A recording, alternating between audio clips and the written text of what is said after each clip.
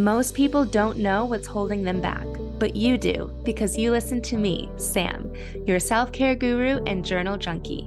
Welcome to Journal Entries, your safe place where you can tune in weekly to get tips, tricks, and journal prompts to uncover your feelings, gain clarity, and make your move. Hello, hello. Welcome to this week's episode of Journal Entries. This week has been a great week. We're getting really nice weather here, and I feel like with nicer weather, it is easy to feel busier. Is that crazy? Do you feel that? Do you feel like when the weather gets nicer, I just feel like it opens the door for more activities, and for me, at least, the desire is there. Like in the winter and colder months, I just want to curl up in a ball and stay inside. But when it's nice outside, I do want to go grab a beer at a brewery or go to the playground with my son more often. So I'm adding more things to my schedule. And so adding those activities, while they may be fun, it can cause us to feel busy. When I think of the word busy, it feels bad. I feel like this sour taste in my stomach almost thinking of that word. When I think of being busy, I personally think of rushing around and overwhelm, stress, chaos, long to-do lists that never get done. And I like keep adding things to the bottom, just like lots to do, right? I was thinking of this and I had a realization when I was reflecting back about a time in my life where my work days truly were busy. They were packed full with calls and meetings and productive work and errands and all the things. And I felt busy and I felt burnt out, if I'm being honest. And that was, 3 to 4 years ago. Fast forward to last year, where I practically had a clear schedule. I just made some changes in my business where I wasn't on as many calls, and I had a to-do list, but I could do them when I wanted, where I wanted. So I had an open schedule, but I still felt busy AF. Like if someone asked me to do something, I'd be like, I can't, I'm sorry, I'm busy. Which made me realize that busy is a mindset. Even if you ask top CEOs if they feel busy, lots of them actually say no. Isn't that crazy? Even though CEOs have tons going on. And I'm currently going in and out of that busy headspace. But some days my mom will reference how busy I am in a conversation. And I think to myself, but I'm not busy, because I truly don't feel busy, even though I do have a mile-long to-do list for 2 businesses. I am a single mom. I have all the regular adulting responsibilities, right? All the things. But currently I'm in a phase where I don't feel busy. I feel at peace and in control, which hit that realization for me of busyness is a mindset. It's an internal feeling. It's not an outside projection of what we do. Busyness is a feeling. It's not your to-do list. It's not your identity. It's your comfort zone. I grew up with busy parents. I almost felt like being an adult meant that you were busy and rushing around. In fact, this was my journal entry today. So I have my journal right here. And I wrote, we were always busy. My parents made time for us always, but it seemed like they always had something to do, and most likely something that they were late for. So I adopted that, filling my schedule, and then I burnt out. And then I kind of went into what I already told you about my burnt out. But yeah, we were just always rushing around is my memory of what it was like to be growing up. And we were late to a lot of things. And I don't want to be that way. I want to be the person that arrives early or even just has some spare time. I want to feel at peace with my schedule. I want to peacefully arrive and leave and accomplish and relax. And I feel like rest was my word for 2023, but I feel like I should switch it to peace. I just want this like floating feeling, which I know life isn't like that, but I believe that we can choose how we feel. And I think that there is a way to achieve this because I have started to feel that way. And so I'm going to be sharing with you 4 tips and include a journal prompt for you so that you can also start to just look at your to-do list in a new light, reevaluate your busyness, and see if you can start making some tweaks so that you feel better, no matter what your to-do list looks like. So let's dig in. Tip number 1, and these aren't necessarily tips as thinking points, but the first thing is that busyness, as I mentioned earlier, is a feeling. There is a name for this model, and I cannot think of it. If you're listening and you know it, please DM me and let me know because it is a very well-known model. I just can't think of the name. But the model is circumstance, thoughts, feelings, actions, meaning that there's a circumstance that happens or is happening, which then you have a certain thought about that circumstance, which determines your feelings, which determines the type of action that you take. Busyness comes from your thoughts. I don't think busyness is a thought. I think busyness is the feeling about the circumstance being your to-do list. And when you're so busy, you're not paying attention to your thoughts. So you just jump from the to-do list chaos, overwhelm, stress, racing, running and rushing around to, oh my gosh, I'm so busy. So I'm going to run through what that circumstance model is when you feel busy, and then what it can be when you choose differently. So first, the circumstance is the same in both options. The circumstance is you have 10 things on your to-do list, just in this example, right? So circumstance is you have 10 things on your to-do list. The thought in this first scenario is that you have to do all these 10 things today, and you feel busy. And so the type of action that you take is overwhelm, stress, chaos. You try and do it as fast as you can, and then you might make mistakes or you might skip something or somebody else comes piling on and adds something else onto your to-do list. And then the whole cycle repeats, right? And you just feel busier and busier. When you're in that busy headspace, it never eases up. I've found at least, right? It just perpetuates. It just keeps going. Even when you cross things off of your to-do list, something else gets added or we add something else. So that's the first model. Second one, circumstance is the same. You have 10 things on your to-do list. But if you just take a split second to choose your thought, instead of, I have to do these 10 things today, the thought is, I have more than enough time to accomplish these tasks. Or the thought is, I am focused.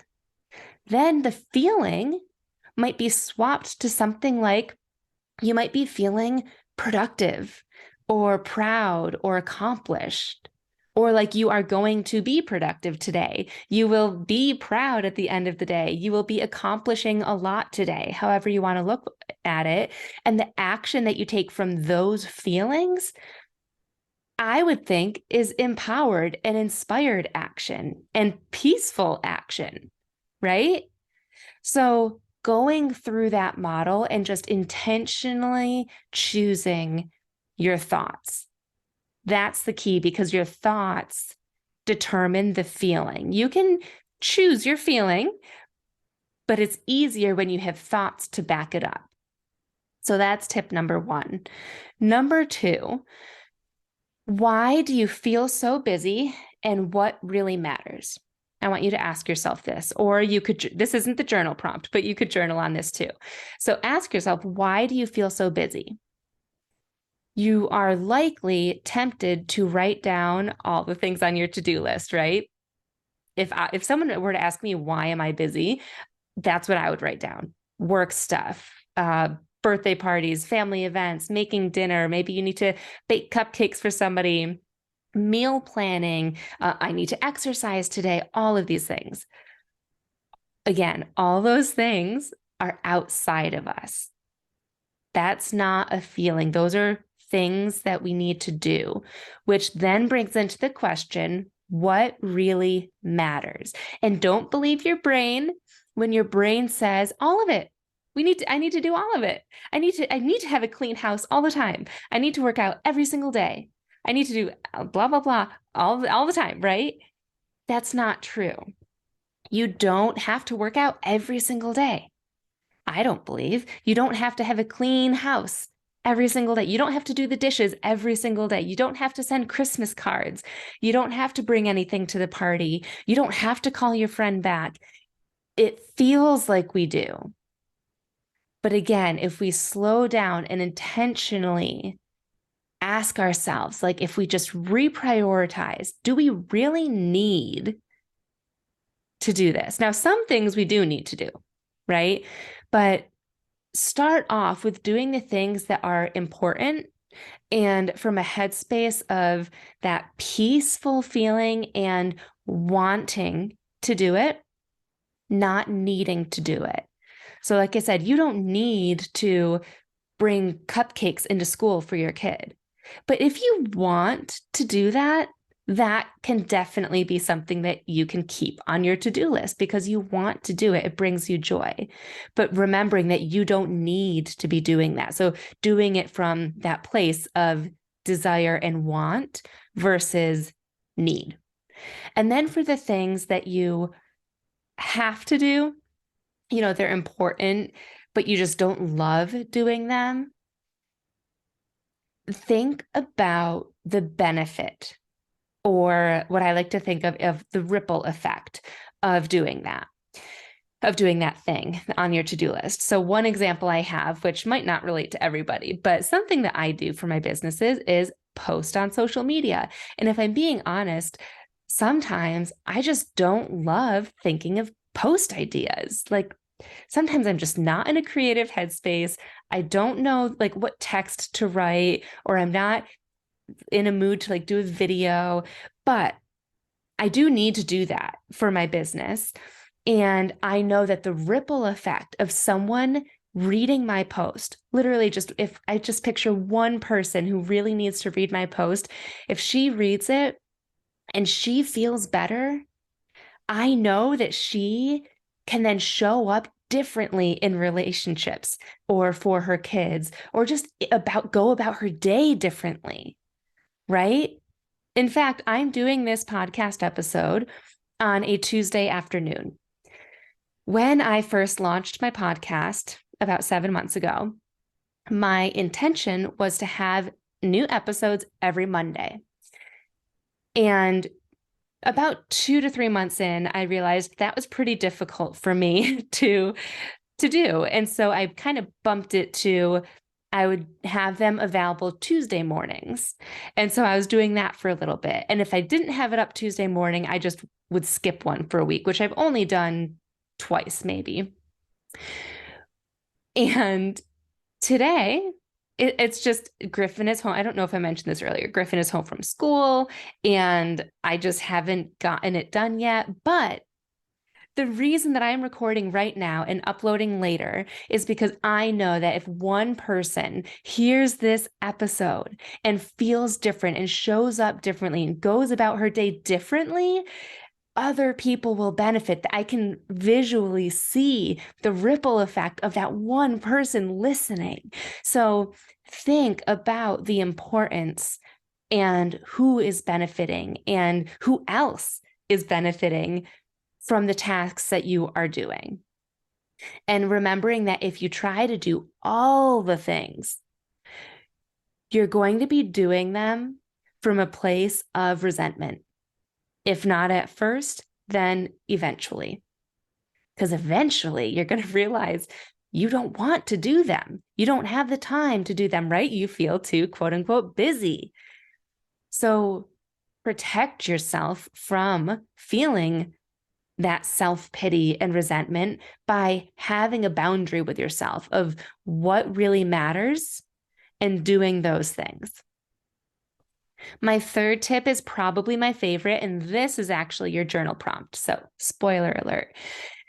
How is busyness protecting you? I heard this question in an audiobook that I'm listening to. And literally, I paused the audiobook and I typed it out. I was driving, so I did voice to text and I texted it to my sister. And I just said, like, I need to journal on this later. Because I was just like, whoa. I just never thought of busyness in this way. But the way that this author was talking about it, about busyness, is that a lot of times people who say that they're busy think that busyness creates this importance. Someone who says, I'm busy, might feel like they are important or maybe more important than other people. Or being busy might give you an out, a way so that you can say no to having plans. Right? When she said that, I was like, ooh, that one's me. So this is what I journaled on. And so I started off with, how is busyness protecting me? And I wrote down a few things. And so some of these you might relate to, and some of them you might not. So that's why I want you to think of this in your own journal entry. For me, when I feel busy and when I say I'm busy, I feel productive, even if I don't accomplish very much. I think that busyness equals productive. Obviously, that's not true. I also don't feel lazy because I don't rest. Busyness, I almost feel like the opposite of busyness is rest, which it's not, but that's what I feel. Busyness is protecting me in that I don't have to be still. Right? If I'm busy, I don't have time to meditate. I don't have time to just sit. I don't have time to read, even to do these things that I want to do, but I can't, I'm too busy. Busyness protects me by giving me an excuse to say no to plans, like I mentioned earlier. Also, I thought for me, busyness is protecting me because when I stay busy, I am not succeeding, but I'm also not failing. I'm just coasting because I'm not busy doing the high performing, like, key tasks, right? I'm busy doing the mundane things. So I'm busy coasting, which protects me from the fear of failure and the fear of success. So that was a huge aha moment for me. So really, just it'll take you a second to put yourself in a different headspace to answer this question, but realizing that busyness can be and is likely protecting you. It can make you feel important, right? But remembering it's not who you are. It's not your identity. It's just your comfort zone. It's your go-to. It's your brain trying to avoid doing something, avoiding something uncomfortable. So that's where this question comes in, is really thinking, what is that thing? Because once we know, then we can work through that. And the last thing is simply getting comfy with and practicing stillness. The more we practice and become okay with quiet, with stillness, with no technology, the more it'll feel safe to not be busy, to not always have to be doing something. It gives space to feel unwanted feelings like loneliness, sadness, heartache, whatever it might be. That's what you find in stillness.